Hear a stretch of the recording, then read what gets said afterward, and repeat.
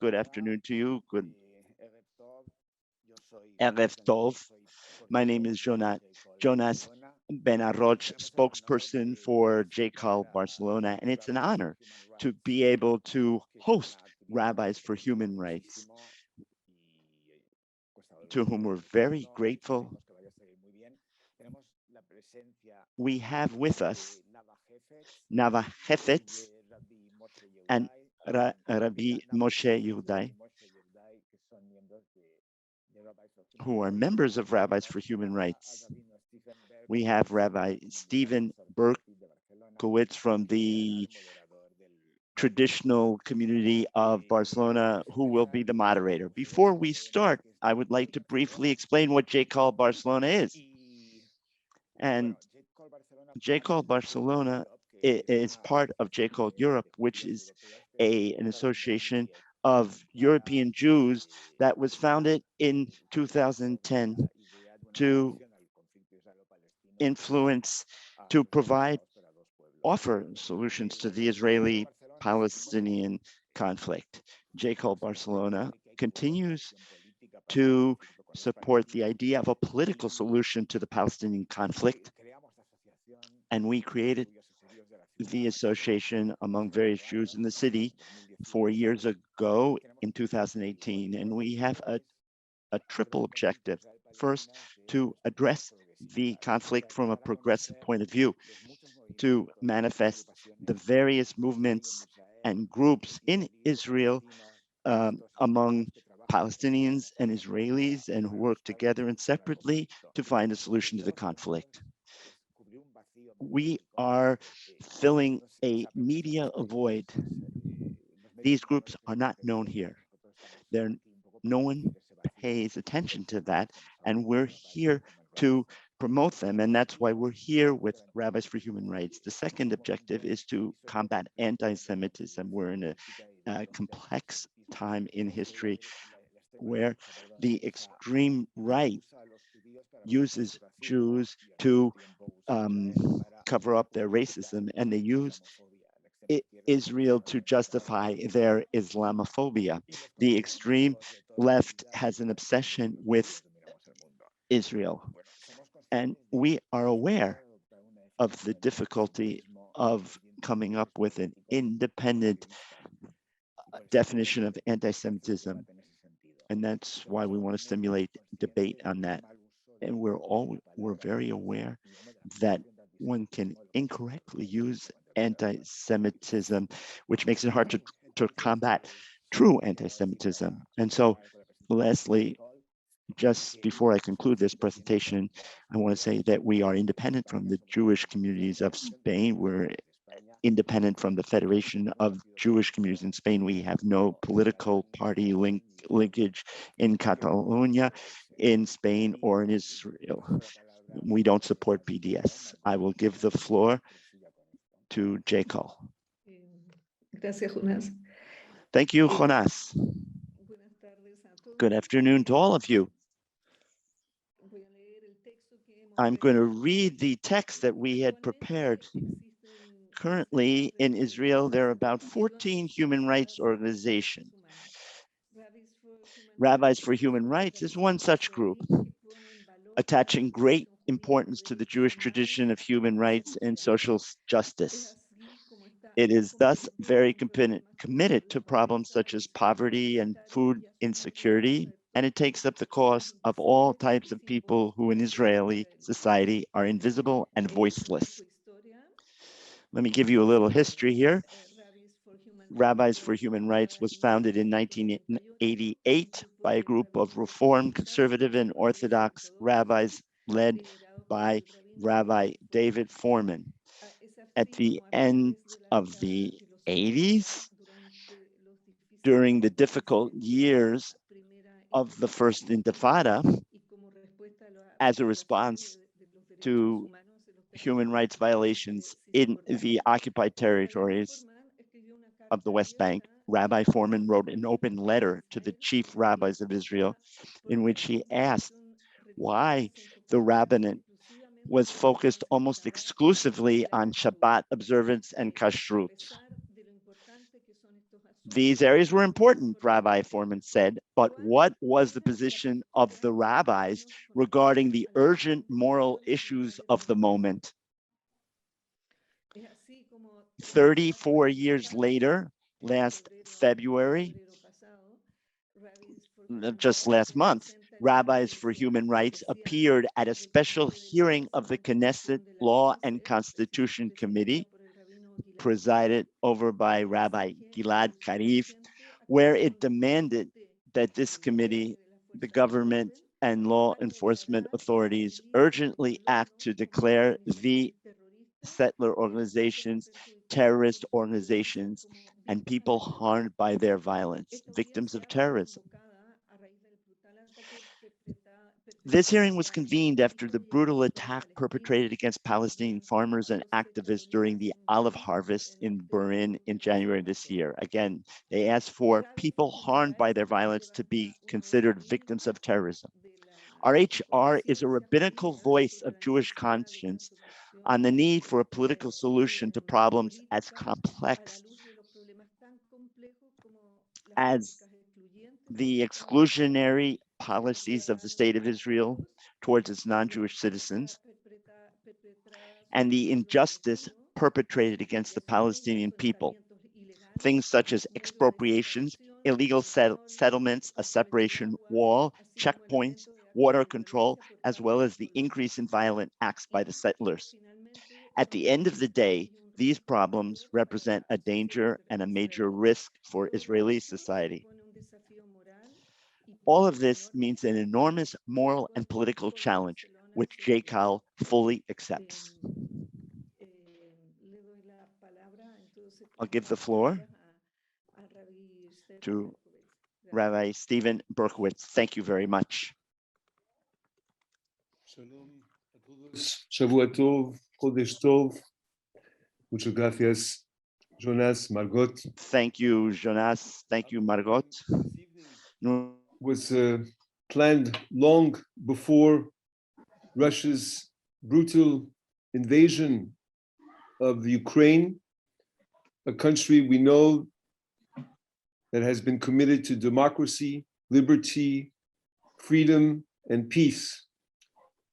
All of us, wherever we are living, are shocked and saddened by this unjustified and unprovoked war of aggression, which represents an attack on democracy itself.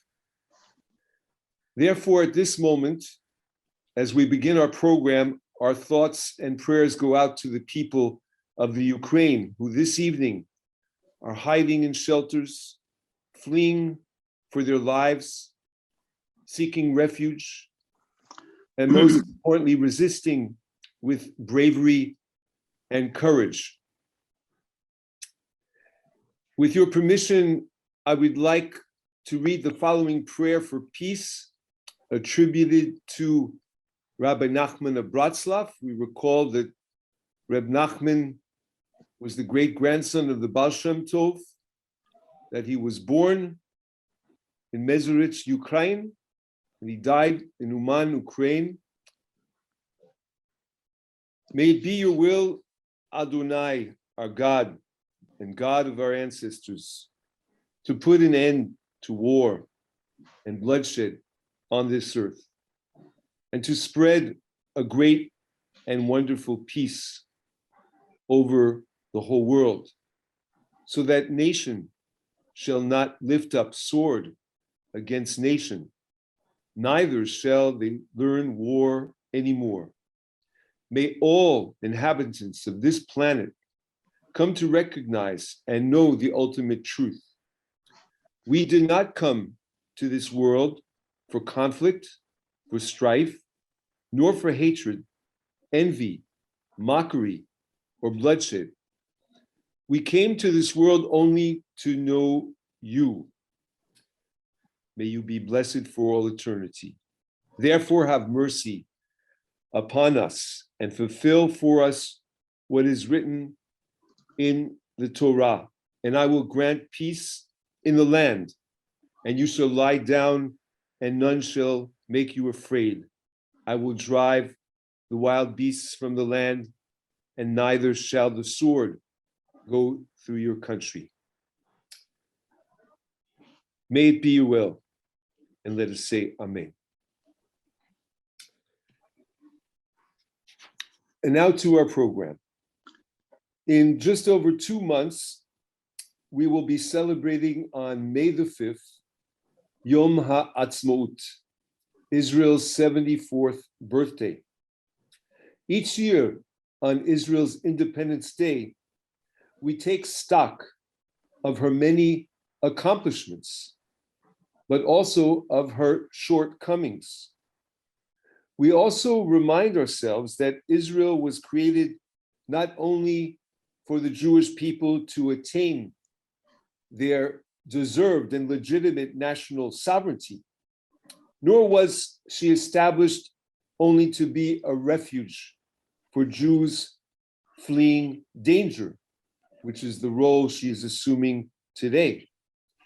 Israel was also born into existence so that the cherished teachings of our Torah tradition grow and flourish, and especially be put into practice. I am thinking of such teachings as B'Tselem Elokim, that every human being was created in God's image. The obligation of aligning justice with law, tzedakah and mishpat. The requirement to pursue peace, rodef shalom, and the injunction to protect the stranger. For as the Torah tells us and reminds us, we too were strangers in Egypt, ki ger hayita b'Mitzrayim. Hence the title of our discussion this evening with our two distinguished guests, my fellow colleagues, rabbis from Israel, rabbis for human rights. What is the Jewish character that must be preserved in the state of Israel? Each one of our speakers will be allotted approximately 25 minutes. And after the two presentations, we will then listen to you, participants. You can, through the interventions, you can submit a question in the chat, or afterwards press the special button with the yellow hand, raise a hand, and we will open the microphone so that we can listen to you. But the questions will be taken after the two presentations. And so, c'est avec grand plaisir. It's with great pleasure that I introduce one of our first speakers, Rabbi Nava Hefetz, who is currently the educational director of Rabbis for Human Rights. She has created and administered dozens of programs dealing with human rights in Israel, the West Bank, and abroad. She also supervises rabbis who are working in the field across Israel in areas of social justice as it pertains to foreign immigrants, refugees, gender, and the Palestinians. Rabbi Hefetz received her BA in French linguistics, French literature, and philosophy from Tel Aviv University, and her Master of Arts in Education and Jewish Studies from the Jewish Theological Seminary in New York. Prior to her rabbinical studies, she worked for many years as an educator for the Diaspora Museum in Tel Aviv and for the Melitz Center for Jewish Zionist Education. In addition, she served as program director and acting director of the Bronfman Center for Mifgashim, which promoted intercultural encounters between Israelis and their peers in the diaspora. Rabbi Nava was ordained by Hebrew Union College in 2006 and has served Kehilot congregations in South Africa and in Shanghai, China. An indefatigable human rights activist, she has also worked for the past 10 years with the United Nations High Commissioner for Refugees. And this experience led her to create, with two other female rabbis in Israel, Miklat Yisrael, which assists African asylum seekers. Bechavod, bevakasha, Rabbi Nava. Thank you very much.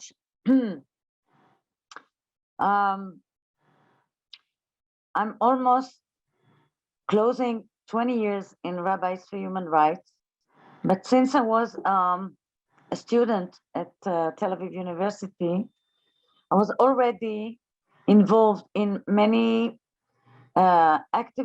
activities in the framework of Peace Now, of Shalom Achshav.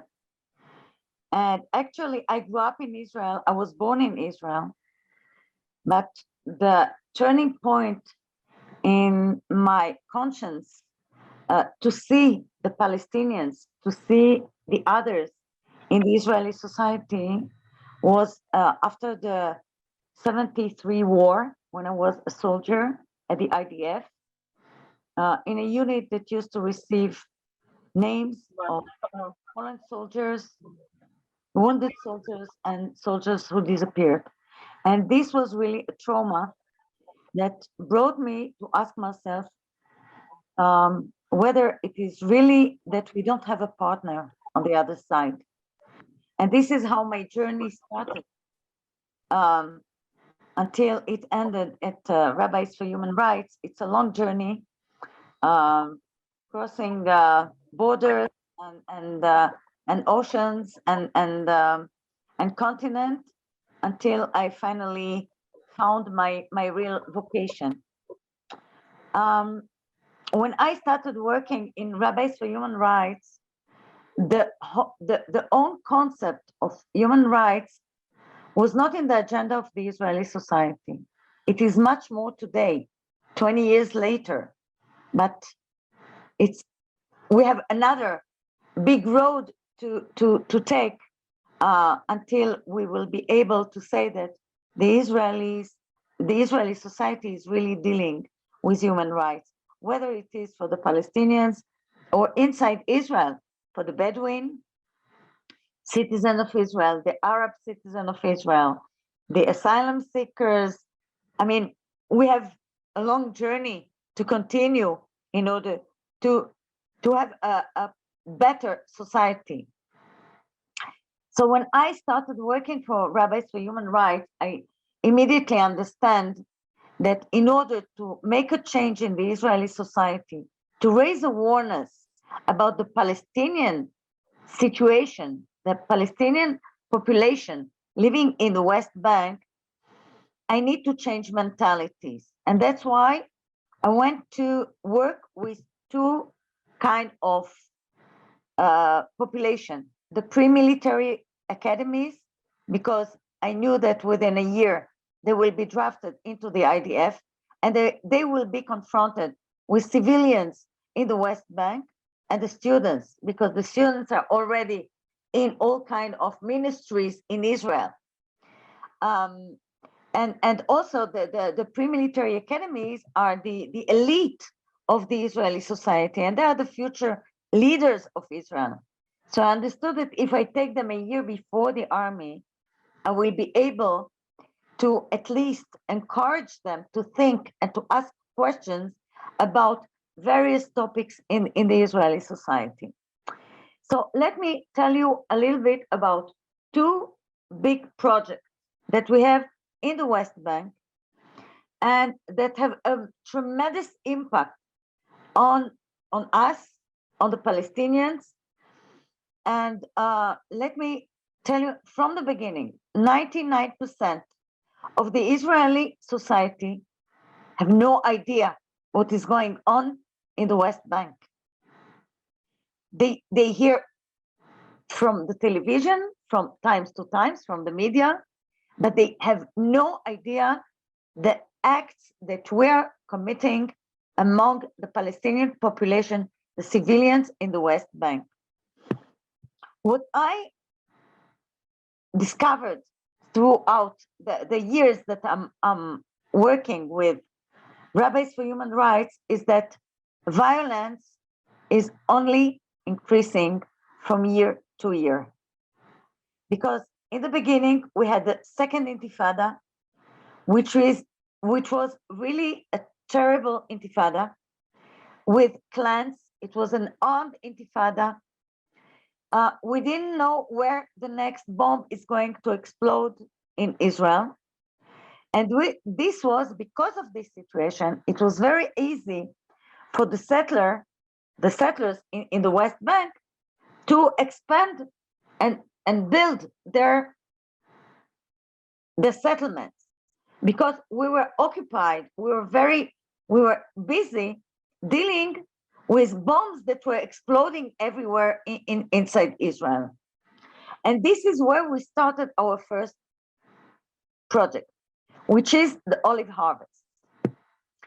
In the West Bank, there are dozens of settlements, Jewish settlements, but near the settlements, because the settlers cannot expand their territory, so they help building outposts with youth, 14, 16, 17 years youth that dropped from school, from their family, and they're going to find themselves.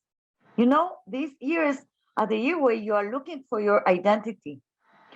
These young people are motivated by fundamentalistic rabbis that are living in the not in all the settlements, but in some settlements, and they encourage these delinquent youth to harass the Palestinian farmers.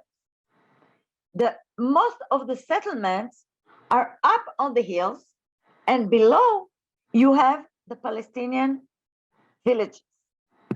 And sometimes, as you know, or maybe you don't know, all the West Bank is divided into three main areas: Area A, B, and C. Area B and Area C are under Israeli military control. Only Area A is under military and civil Palestinian control, but all the rest is under Israeli control, military control. So when a farmer, a Palestinian farmer, want to have access to his land, he's near a settlement. And in the name of security, they chase him, they take him out of his land.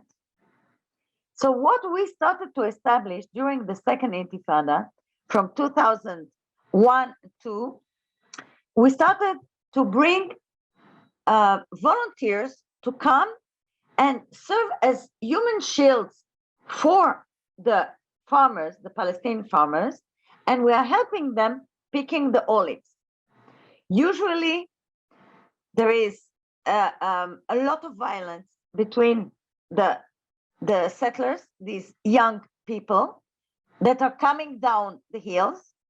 They set fire to olive groves, or they attack the farmers.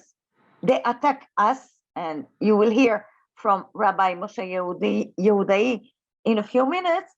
He's one of our rabbis that 2.5 years ago was attacked. They open his head, they break his arm with an iron stick, okay? And this last January, we had three attacks on our volunteers. This last December and January, where only our volunteers, which mean Jewish volunteers, were attacked. One is a colonel in the Israeli IDF, a reserve colonel, but a colonel, and they broke his arm, they opened his head, and they set fire to a car. I mean, these are really delinquent people, young people, that nobody arrests them. I mean, You know, on Rosh Hashanah this year, I got numbers. I got a whole paper that was diffused, was spread by the settlers, this young outpost, and they claim they're very proud. Okay, we uprooted 2,892 olive trees. We attacked in 46 villages. 94 cars were demolished, were destroyed. I mean, and this is not things that I'm saying. This is the settlers themselves that are very proud that they managed to do such a damage to the Palestinian farmers. Now, the Israeli army is the sovereign in the West Bank. But there was not one arrest of one Jew during the last years. The only Jews that were arrested were those who burned a whole family in the village of Moderator, the Wapshe family. The only one that were arrested, that were judged, and they are in jail. 99%, I can assure you, you can check, 99% of the complaints are closed by the army and by the police, and no one was arrested. The case of Rabbi Yehudai, it's 2.5 years. No one was arrested. The insurance company don't want to give him compensation, not our insurance company, not the state company. So we're dealing right now with a Jewish terror, a Jewish terrorist that occurred in the West, in the West Bank. There is also Palestinian terrorism, but the army they know how to deal with this kind of terrorism. But the Jewish terrorism, no one is dealing with. And these outposts that are, a few caravans on the hill, and in a few hills, because there are 145 outposts according to registration of Peace Now, because they are doing this kind of data. 145 outposts. No one was arrested. No one. Now, if we're not there helping the farmers, they don't have access to the land. Did you ever hear that when you own a land, a piece of land, that you need to get a permission from the army to have access to this land, which is a private land? Well, this is what is happening in the West Bank. The Palestinians, in order to harvest their olive groves, the land, they need a special permission from the IDF in order to have access to the land. And the Attorney General of the army, it's against the rules of the army itself. Because the Attorney General of the army claimed that you shouldn't prevent a Palestinian to have access to his land. And when there is a conflict, when there is violence between Israelis and Palestinians, you should first of all deal with the Jews and kick them out of the land. But it's easier to come to the Palestinian, he is a minority, and you say, go home, come tomorrow, maybe tomorrow, no one will attack you. So the army, in a way, is cooperating with the settlers. Police stations, you know that there are no police stations in the West Bank, only in the settlements, and a Palestinian cannot go to a settlement in order to make a complaint, because they will arrest him immediately at the entrance. They will think, oh, he is a terrorist that is coming to put a bomb or to attack someone. So the situation is really very complicated. Once we're finished with the harvest, there is a huge damage to the trees. And the settlers are also stealing olives from the olive groves of the Palestinian farmers.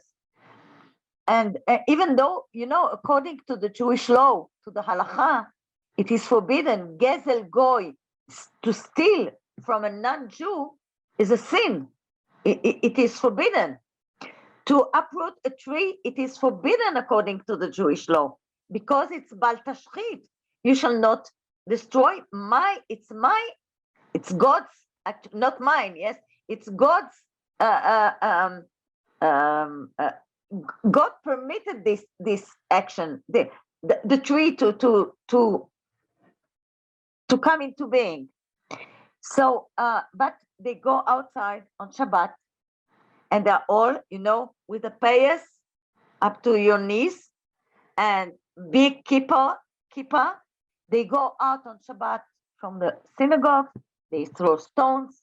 They set fire on. They take a tire, of a car. They set fire and they throw it into the olive grove.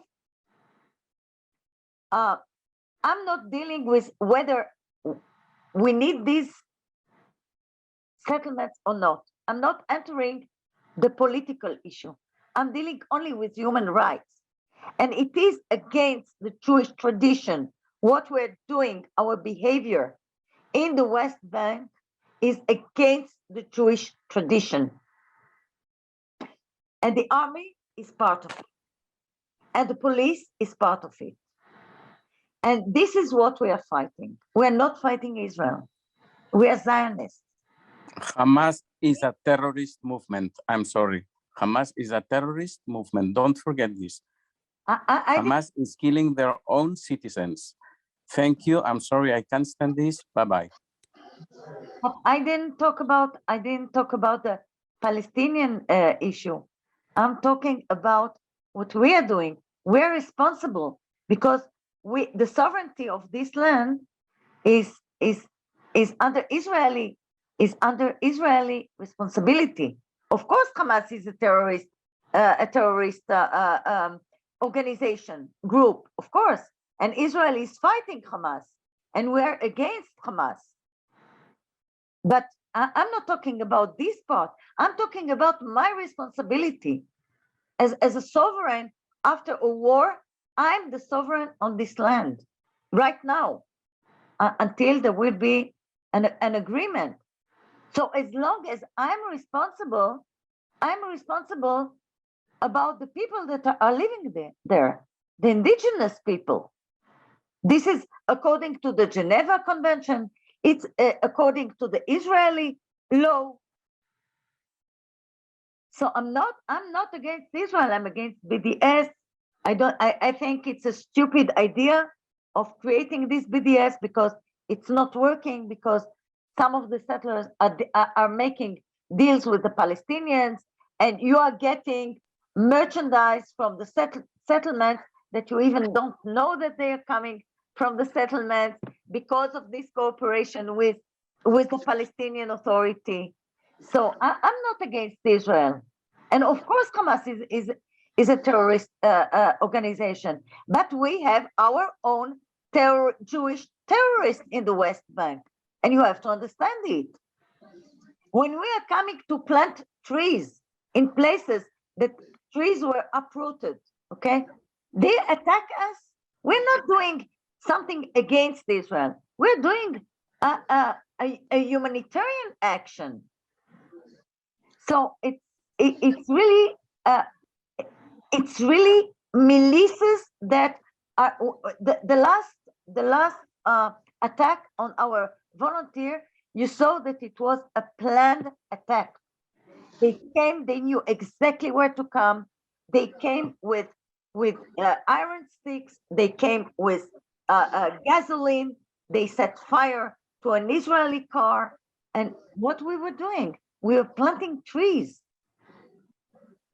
We were not even near these outposts. So, and the last thing that I want to tell you is that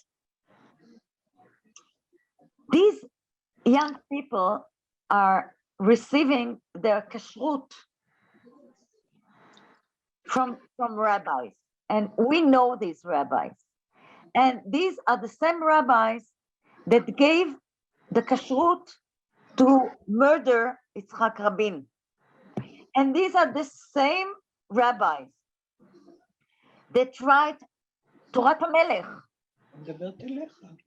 And it's the same rabbis are praising Baruch Goldstein, who murdered 29 people that were praying in Me'arat HaMachpelah, in the patriarch, in the cave of our patriarch and matriarchs. So there is a whole strategy of the settlers. Oh, now the settlements, they are kosher, but the outposts are illegal. Everything is illegal.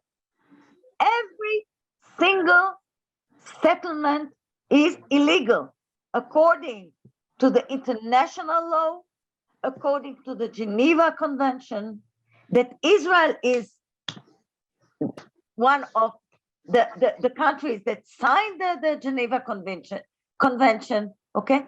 And according to Israeli law, the West Bank was not annexed to Israel.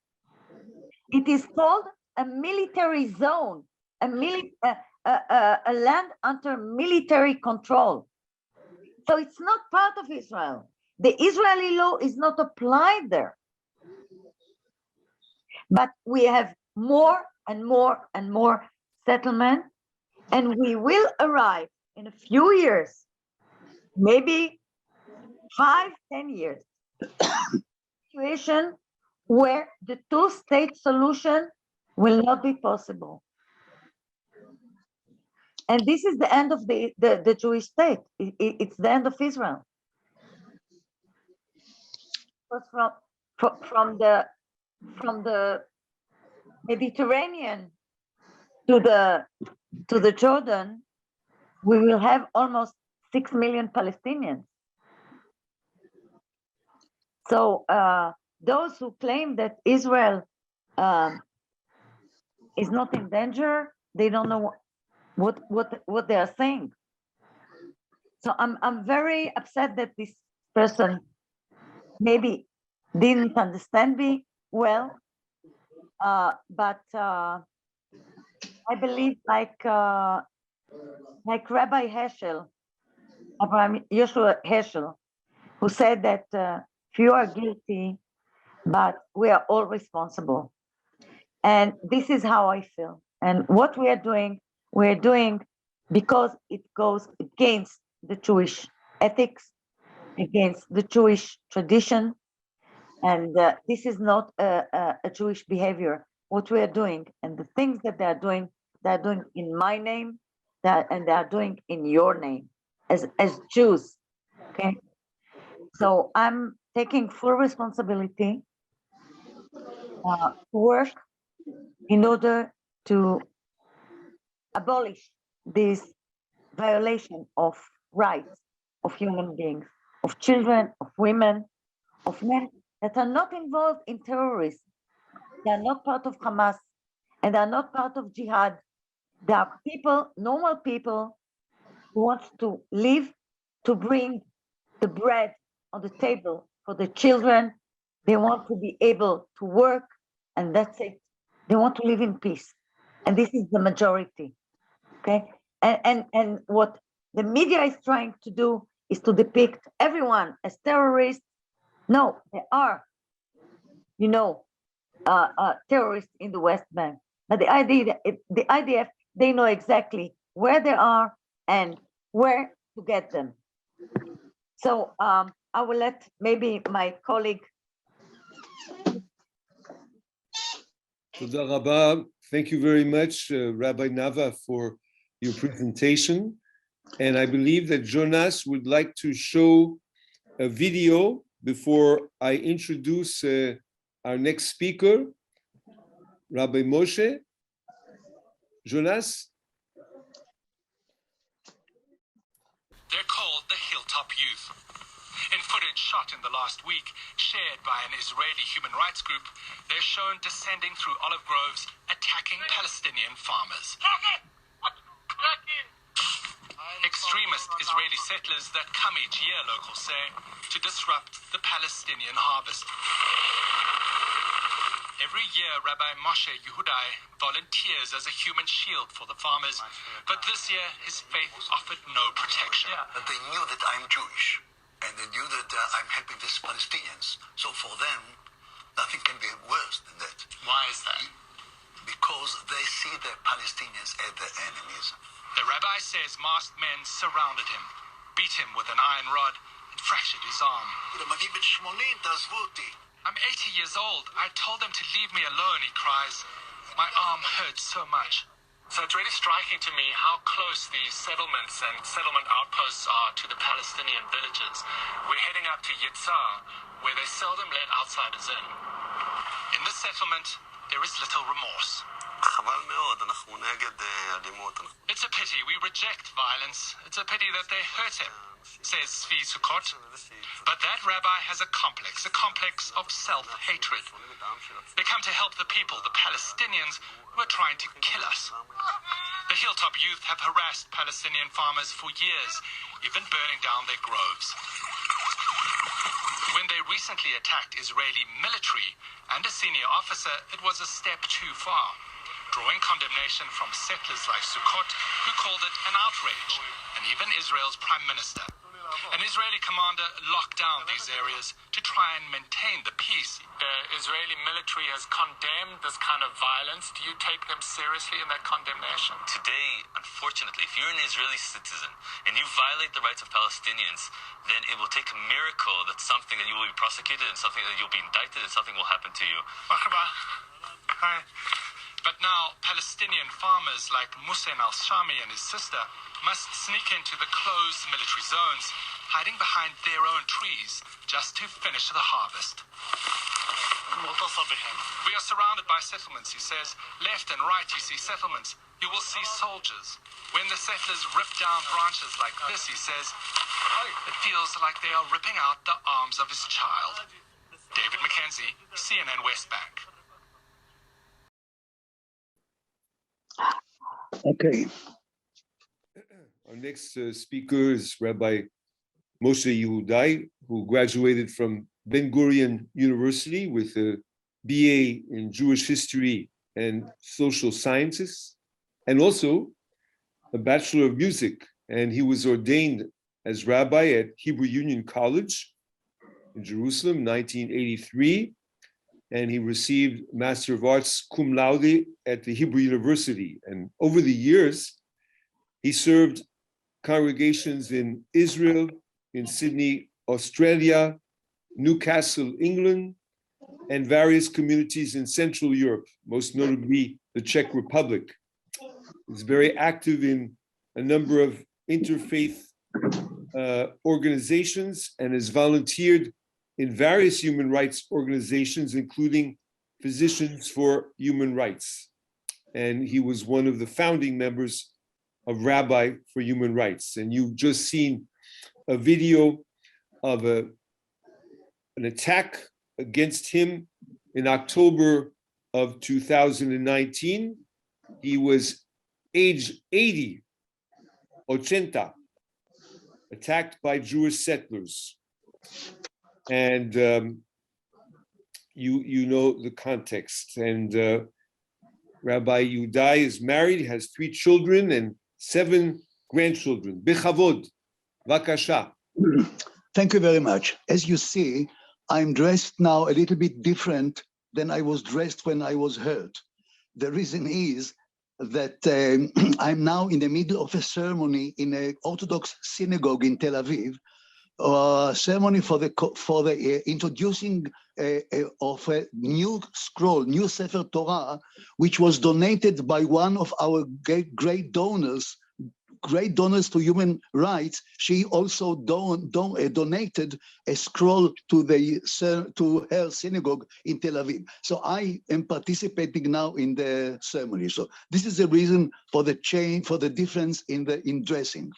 But to the matter of fact, Nava described very accurately the history and the situation in the West Bank. I don't have to add anything. Only few words, only personal words. So as you said, Jonas, I was one of the founders of Rabbis for Human Rights. And the reason that I'm very sensitive to this matter is that I am in my viewpoint is pacifism. I'm a conscientious objector. I refused to serve in the Israeli army. Although I was born in Jerusalem, of course, Israeli citizen, I had to, but I refused. The reason is, as I say, for me, sanctity of human life. Every human life, doesn't matter the background, is holy, holier than anything else. So instead of service in the Israeli army, I served 4 years as a teacher in a remote Israeli town in the desert of Negev. Then as I said, you said, I was ordained and served communities all over the world. Now, a few words about what happened to me. As you saw and you heard, I was injured in October 19, Sukkot, 2.5 years ago. And you had the full description of what happened to me. I want to say a few words about what happened later. I thought that I deserve any compensation for that. I couldn't get it. I couldn't get it because the Israeli law is that if Palestinian harm Jew, the incident is recognized as terrorist act. Even if a Israeli Jew harm, kill, or injure Palestinians, it's recognized as a terrorist act. But in my case, I was hurt by Jews. And fortunately, I'm a Jew as well. So I couldn't get, I wasn't recognized by the defense ministry and by the national insurance in Israel. But I continue to act. I'm 82 now. I cannot be active as I was before, but I try to go every year at least once or twice to help in the olive picking in the West Bank together with my friends. Nava Hefetz, my dear friend, is one of the best. And I hope that with your help of people all over the world, any kind of assistance, we will continue to act, because we are the only organization which includes rabbis for all streams of Judaism, Orthodox, Reconstructionist, Reform, and Conservative, and even secular rabbis, if I understand exactly what it is, what unites us all is the deep recognition that in the Jewish ethics, the first law of Jewish ethics is we all were created in God image. We all, Jews, Arabs, everyone, women, men, everyone. And unfortunately, as Nava described so well, there are so many infliction of human rights, basic human rights in the West Bank, in the conquered West Bank, that we cannot sit alone. We must do whatever we can in order to improve the situation. We have some successes, I hope for more. And in these words, I must conclude my contribution to this evening. Thank you so much, and God bless you all. Bye-bye. Thank you. תודה רבה, יישר כוח, רבי בבקשה, משה. תודה. שלום, שלום. Shalom. So we have received already a few questions in the chat, and we will start with those questions. If you have a question, you can raise your hand like this, or you can press. There's a special feature, right, to react with the raising of a hand. So Nava, Rabbi Nava will be responding.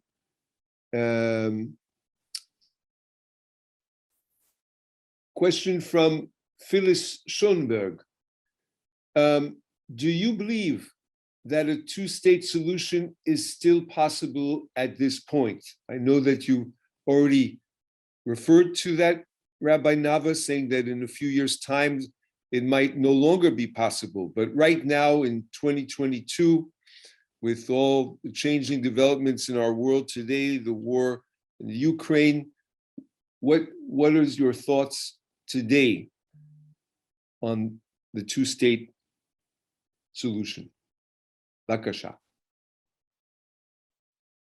I'm for it, but unfortunately, when I drive from the north of the West Bank to Hebron, I see the reality. And the reality is such that there's a huge building, roads, and expanding the settlements.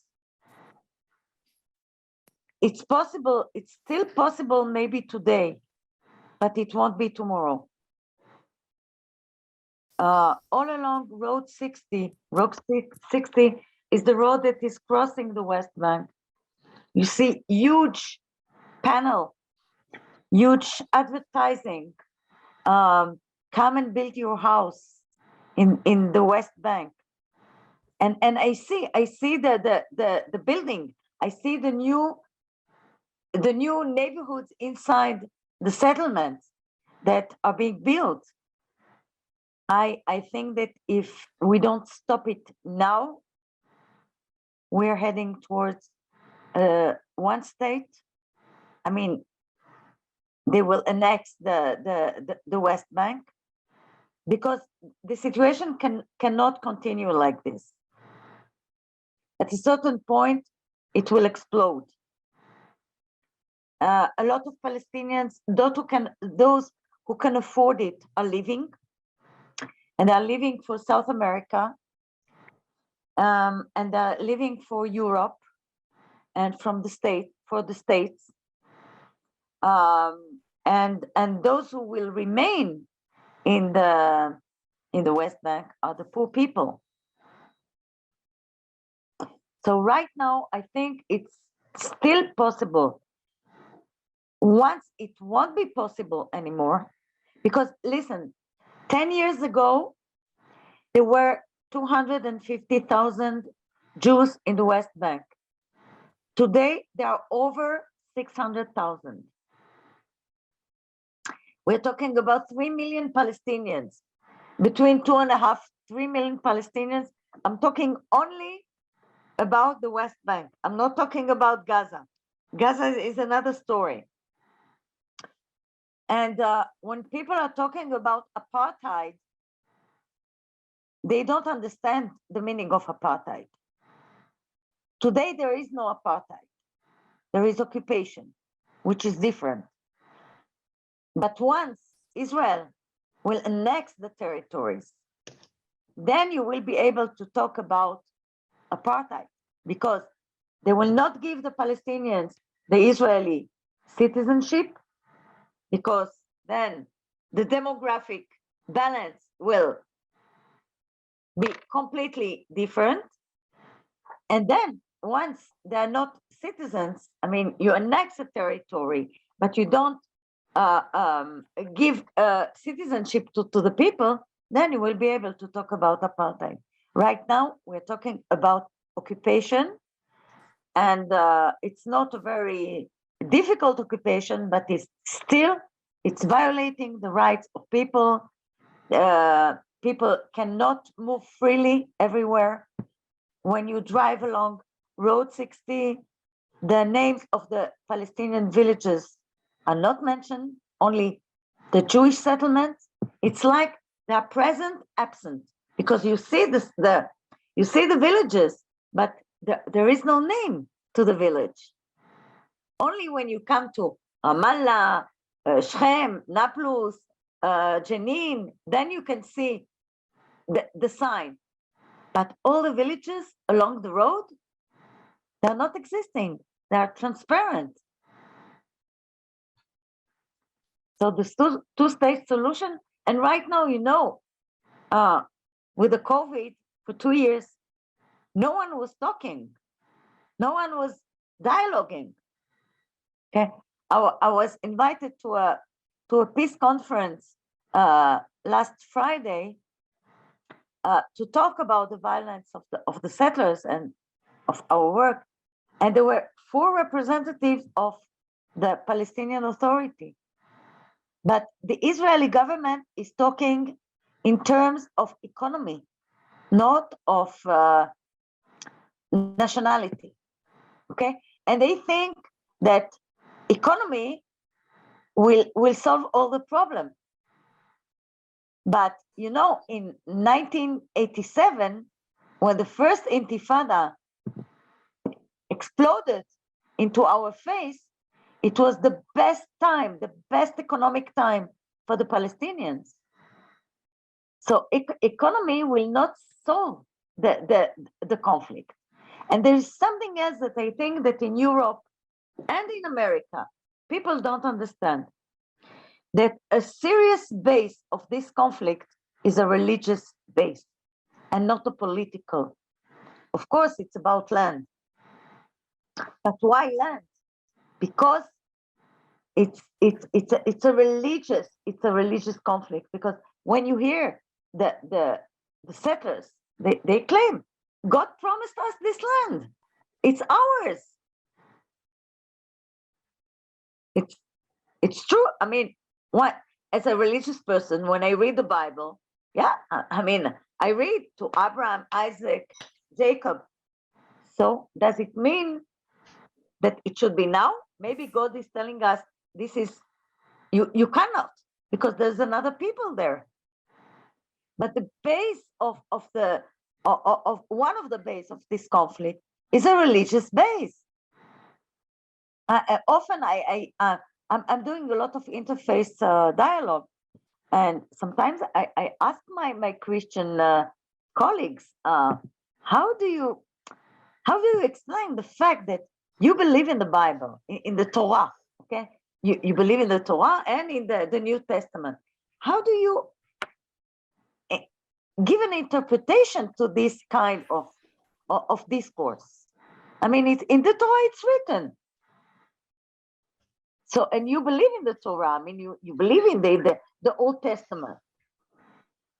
So I developed a whole theology that is trying to explain why it's true, this land was promised to us, but why we cannot be there now. We have to come to a compromise like Abraham with his nephew, because it's a family conflict. The Palestinians are part of my family and your family. We are family.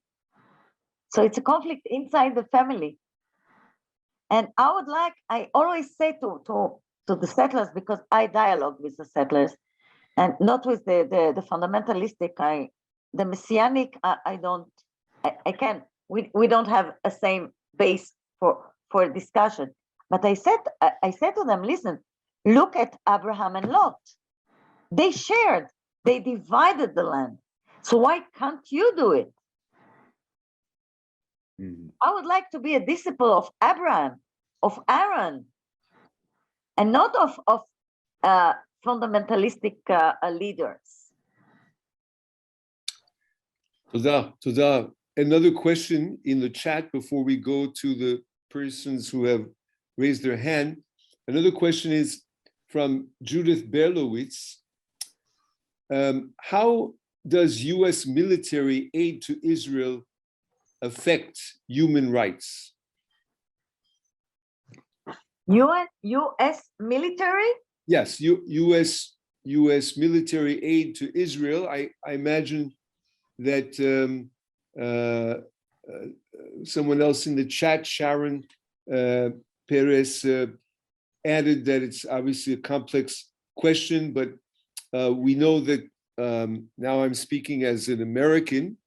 We know that some of the young leaders in the Democratic Party, including an older leader, Bernie Sanders, have discussed the question of whether Congress should condition the U.S. military aid on how Israel will advance the cause of peace and discuss with the Palestinians. What does Rabbis for Human Rights, Rabbi Nava, have any particular position paper on this question, which of course is being debated very much so in the United States, and as you know, the young American Jewish community, the millennials, who have a whole different perspective on the Israeli-Palestinian question and their relationship with Judaism and Israel.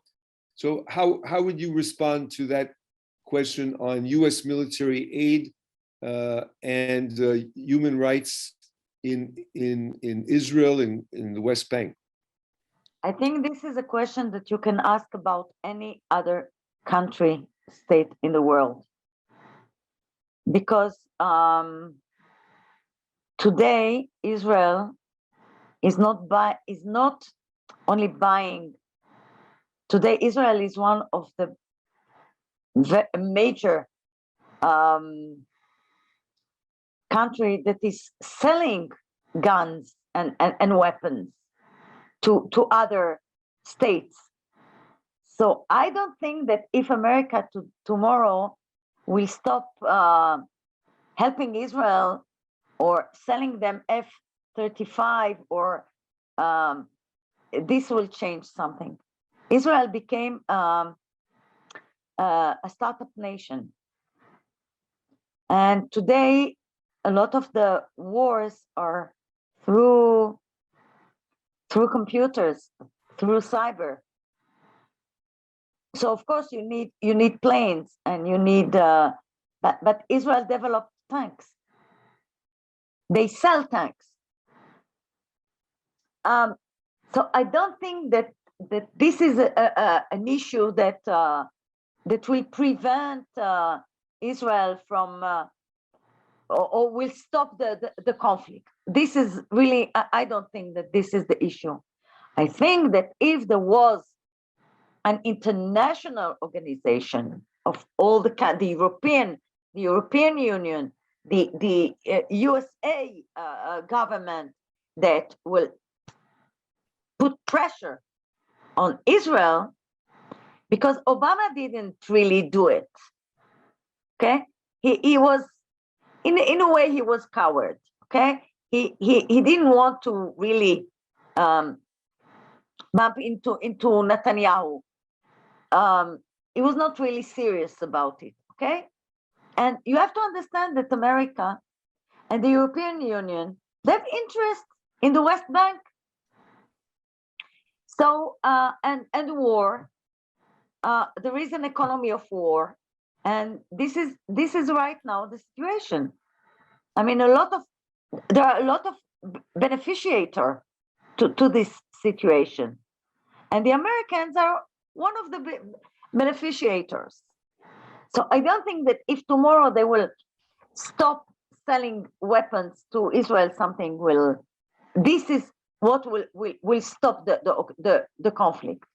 The conflict there must be a pressure, and when the international community want to put a pressure on a state, on a country, they know how to do it. And we saw it in Kosovo, and we saw it in Yugoslavia, okay? But they don't want to do it here. So, and you have to understand there's also a guilt from the Europeans, and there are Germany and France, and so there is a guilt because of the Holocaust. And Israel, they know exactly how to manipulate the Holocaust for political means. Thank you. Other people were responding to in the chat, making distinction between aid that is just monetary aid. Then there are, of course, credits. It's very complicated. It's 3.8 billion, but we were speaking mostly about military aid, but in general, the aid that Israel receives, there's also donations by American Jewish community. Would that be conditional or not? I would like us to go to people who have raised their hands, who are present. And por favor, Mori Azaguri, puedes abrir el micrófono. Sharon, Maury, Sharon was first before Maori. I saw Mori first. Oh, But- I'll say. It's You want- okay, Sharon. Maury, you go first. Maury, go ahead. Go ahead. Okay, gracias, It's Sharon. okay. Sorry. Thank you, Sharon. Okay, I'll couple of things. First of all, I want to thank Nava for the fantastic work she's doing, and for coming and explaining to us what is the real situation. I also have to apologize for the interruption you had during your presentation. I feel terrible that you had to feel in that big silence that we were having to listen to you. The only voice that came out was to criticize your work, which is wonderful. So thank you for the work. Thank you for coming and explaining to us, because it's enlightening. My question was, first of all, to understand the legislative situation in those territories. I don't understand why, when an Israeli is aggressed, he cannot get justice. I understand they could be biased about Palestinians. I don't accept it. But what you're saying is that an Israeli is being aggressed, and even he's an Israeli, he cannot get justice. He cannot go to the police and say, look, this other Jew aggressed me, and I want to take him to court. I want to denounce this. I mean, here there are more a simpler situation, because it's not Arabs against Jews, it's Jews against Jews. I mean, what happened when you have a traffic accident? You know, you get justice. So what's happening in those territories that is hindering the action of justice? Is it that these territories have a different set of legislation, judges and police, or is it Israeli police and judges?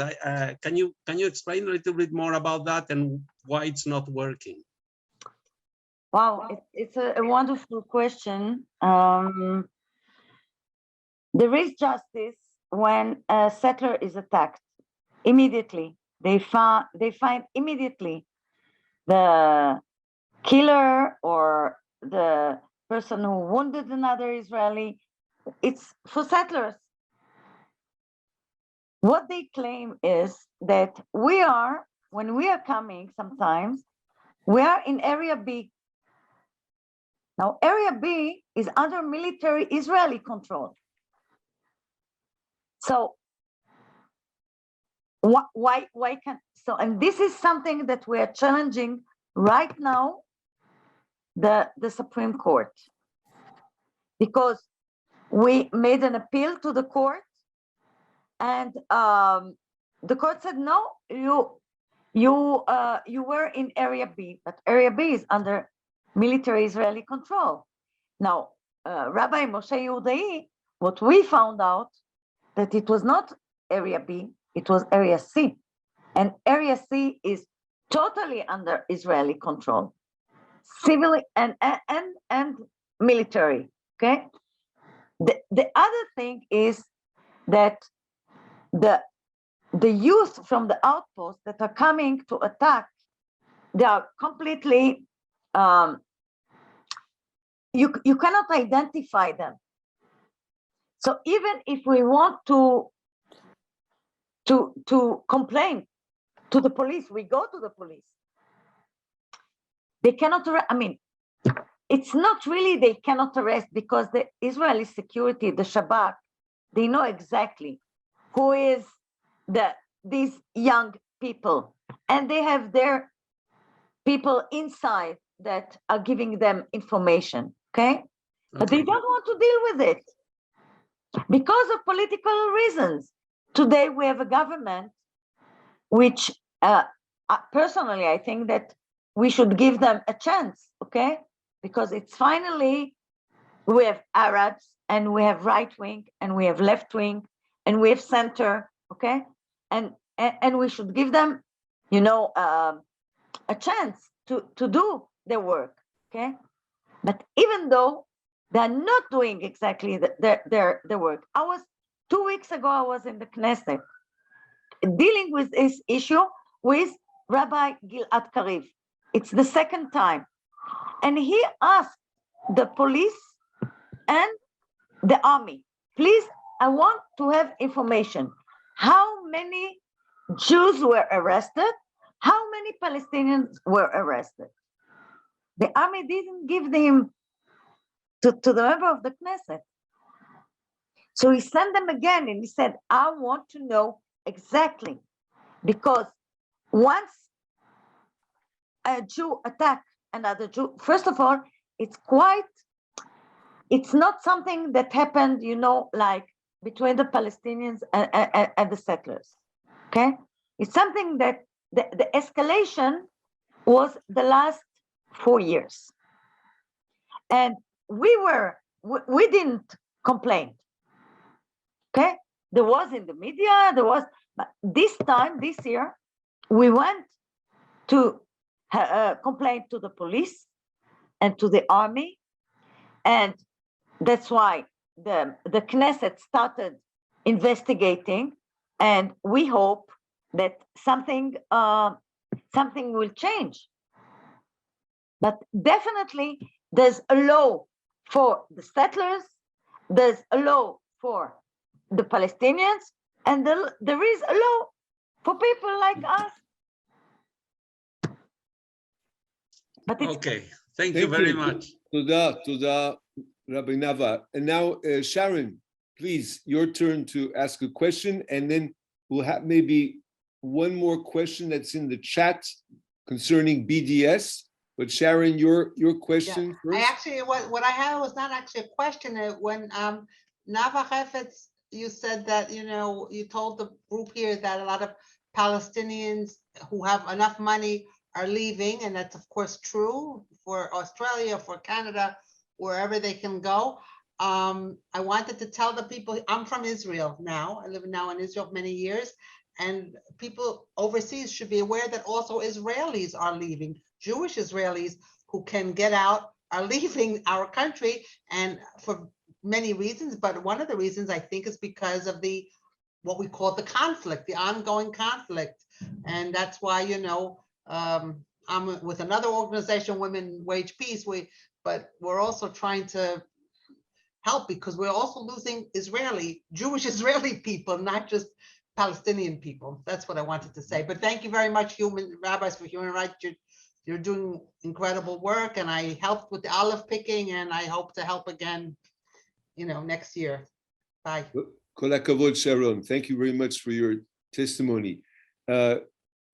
Yes, we mentioned BDS, and you know, we should stress the fact, and we've spoken already with Jonas and Margot and you, Rabbi Nava, that in some ways American Jews have the luxury to be more involved in this human rights issue on Israel, the Palestinians, the West Bank, the occupation, the settlers, and there are even American Jews, young Jews who participate in BDS. So it's something that is occurring more and more in the States, and here in Europe, European Jews feel very much besieged. On the one hand, they're seeing many extreme left European political parties speak about BDS.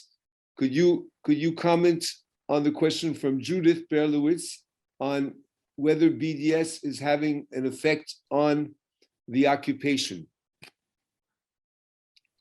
Not at all.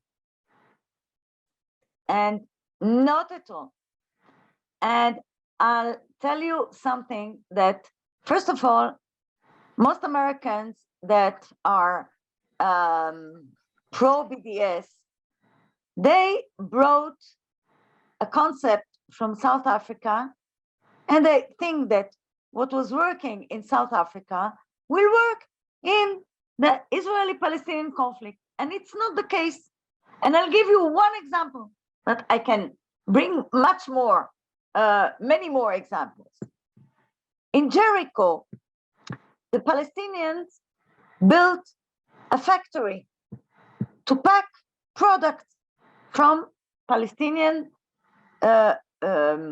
factories, goods and products, olive oil, olives. It's okay. All kind of the settlers are bringing their merchandise. The Palestinian they pack the goods. They put a label made in Palestine and they ship it. Go figure in America or in Europe where this product came from. They're sure that it's from Palestine because it's written made in Palestine. And actually it's from a settlement. It's from Tekoa. It's the mushrooms of Tekoa. It's the wine of Har Bracha. And you don't know. So they bypass like this, the boycott. Okay? Now I wonder, all these very smart students at the colleges, do they use a discount key? Are they boycotting discount key? People that need a pacemaker for the heart, they are boycotting Israel? All the high tech, it's really what was right for the 60s. And in a geopolitical situation as South Africa is not working in this conflict. You need to find something else. And who are you boycotting? You are boycotting me? I'm working with the Palestinians. You live 4,000 miles away.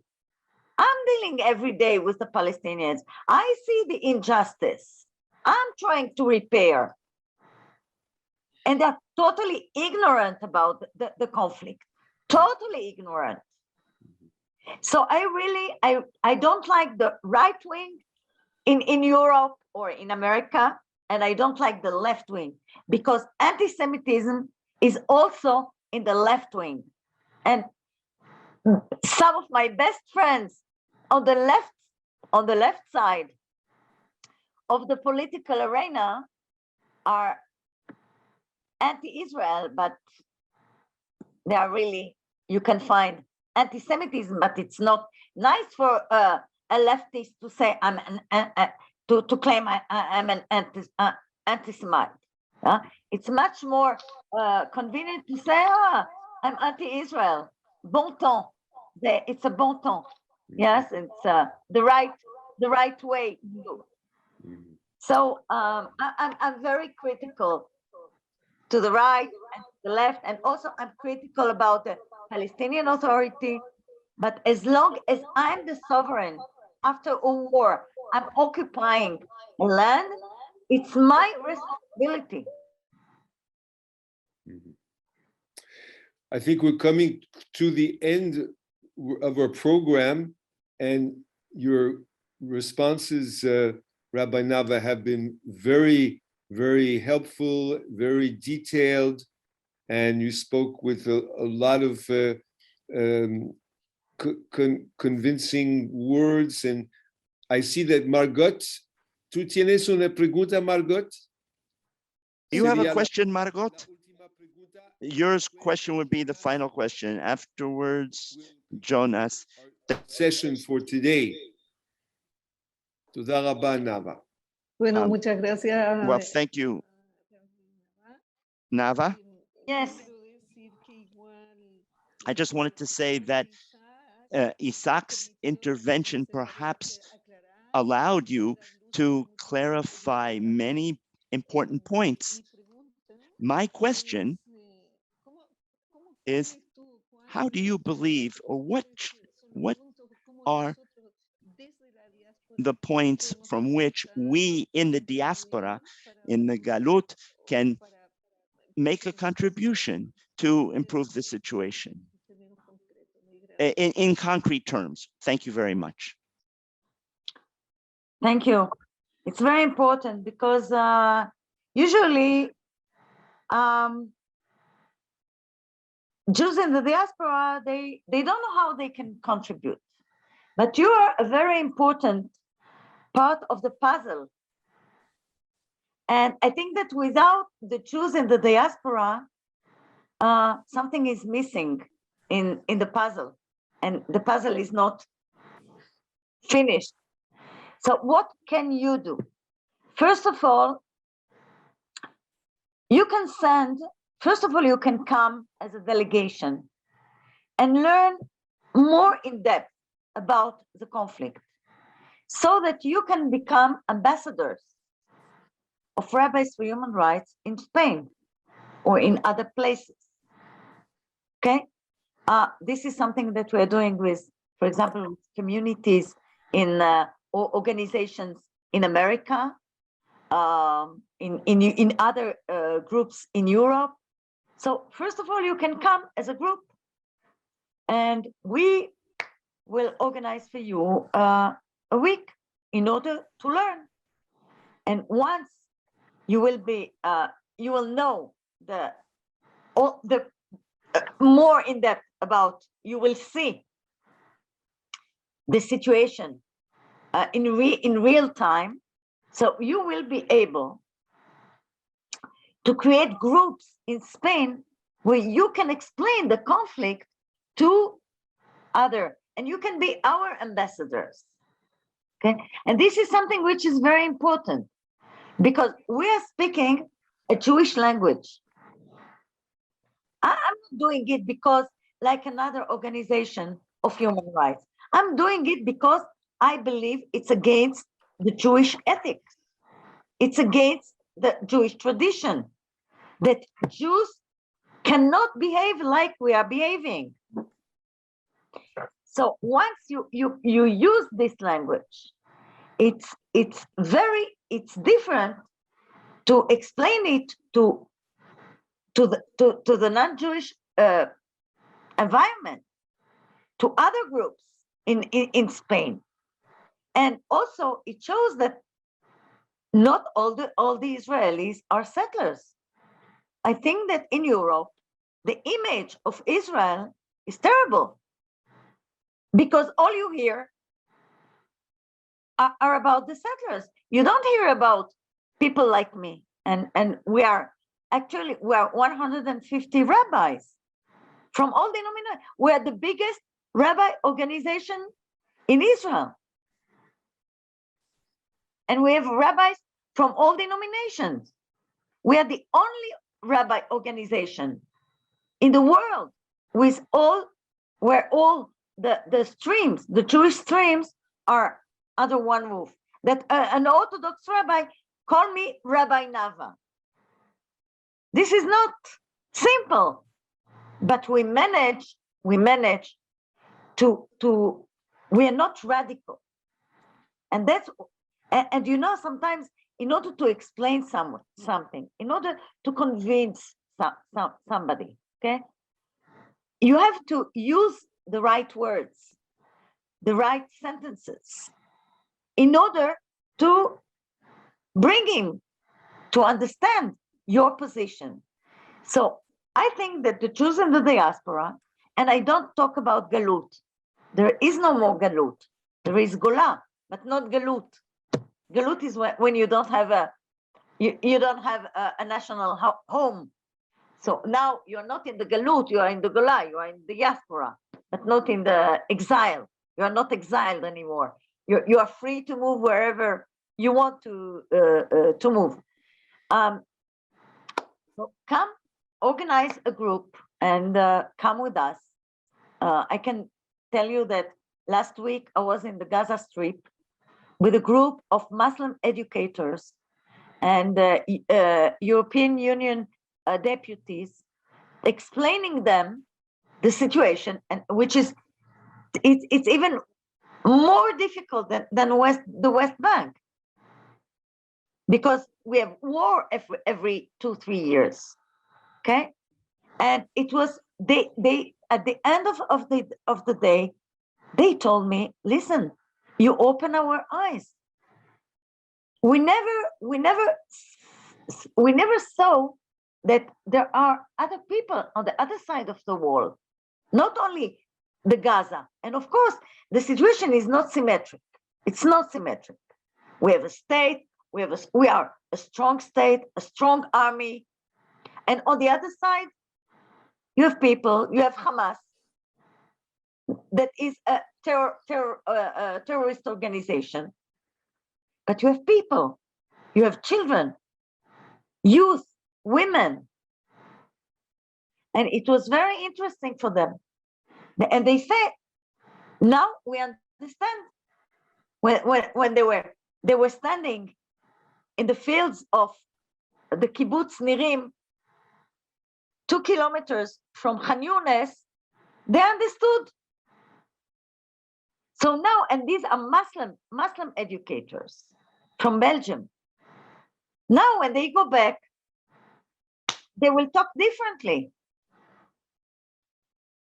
So this is what I want to suggest you to do. Come, learn, and then go back and be ambassadors. תודה רבה, רבי נאווה, היה מצוין. Jonas, the concluding words, las últimas palabras. Muy bien. Okay.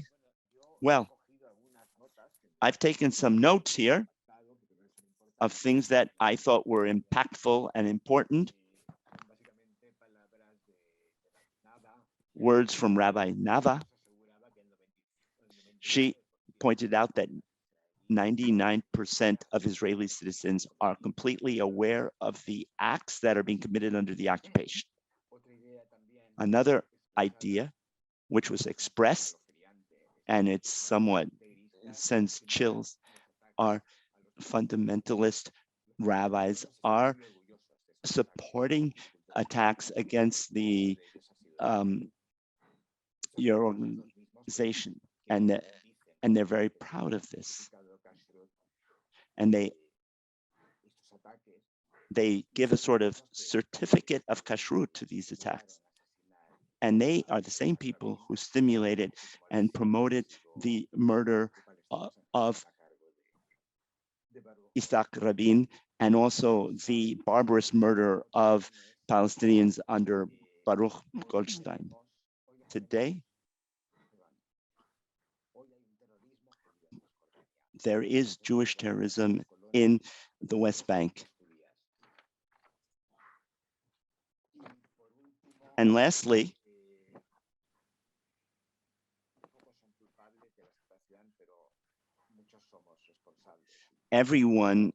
not everyone is guilty of this, but we're all responsible for it.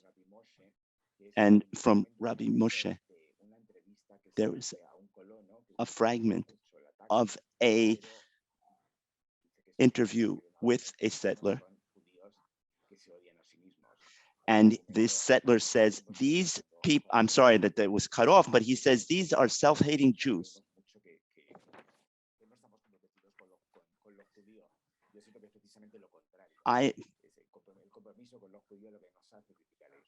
It is our commitment to Judaism that leads us to criticize Israel. I don't know if everything I said was correct. I don't know if I correctly reflect what Rabbi Nava said so far. What I said is that 99% of the Israelis have never been in the West Bank. So all they know about the West Bank is what they see on the TV. And what they see on TV is already manipulated. So they really don't have a clue about what's going on in the West Bank. Ya. No, es lamentable porque todos son guerras de That propaganda. en el fondo. is regrettable because this is a question of propaganda wars. We need to provide counter propaganda. Well, if anyone wants to make a final comment, Stephen, Nava, or any person in the audience, if you want to, otherwise we'll close. It's already 7:40 in Israel. Simi would like to say something. Okay. I just want to finish with a prayer. A short Bueno, A ver, antes que nada, gracias a los organizadores. so I wanted to thank the organizers of this chat. I thought this chat was very interesting. I have profound points of disagreement with some of the things that Nava said, especially regarding the legal status of the territories, because it is my understanding that there is not a clear status of whether they are occupied territories, but that has no importance. What needs to be emphasized here is the civil population on one side and the other side. Because of because of the fact that they're occupied or not occupied, or whether they have a status as the UN calls them, a territory in dispute. A situation is created where there are about 400,000 Jews in the belt surrounding Jerusalem. My question is very simple. There are only two possibilities. Either you accept this Palestinian position when you create a Palestinian state and you evacuate everyone, or you accept one of the positions proposed by Israel that certain territories, 15% around Jerusalem, will be annexed and they will be given, and the Palestinians who live there will be given nationality in those territories. I would ask Nava, Yes. what is her opinion on this issue? Thank you. Okay, so let me first of all correct a little bit. According to the Israeli law, the territories are under military control. This is the official. Now, when I'm talking about occupation, it's not about land. It's not only, it's about people. It's about controlling, occupying people. I'm not a politician. I'm not in the Knesset. But I'm dealing with human rights. And according to my Jewish tradition, what we are doing there is in opposite, totally opposite of what our tradition is commanding us to do, to treat the other. The issue of the territories, it's not only around Jerusalem. Around Jerusalem, you don't have so many settlements. The problem of and it's not only all the settlements, and it's not me to decide whether we are going to evacuate or not evacuate. I'm not a decision maker. What my vocation, my work is to see that the people that are living there will get all their human rights. This is my task. This is my goal. Okay? So I'm not the one to say whether we're going to evacuate or not. This is for the politicians to decide. When they build a wall around Jerusalem, the problem of the wall was that it was decided only by Israel. It's against the Jewish law. According to the Jewish law, when you want to build a fence or a wall with your neighbor, there are rules how you do it. And you cannot decide that you evacuate the settlements in Gaza. Do you think that we don't control Gaza? We control everything in Gaza, everything. But again, we have only 1 hour here, okay? And I cannot go and bring documents and bring you texts, okay? So don't believe any word I said tonight. Come and see, come and learn, because knowledge is power. And right now I have the knowledge.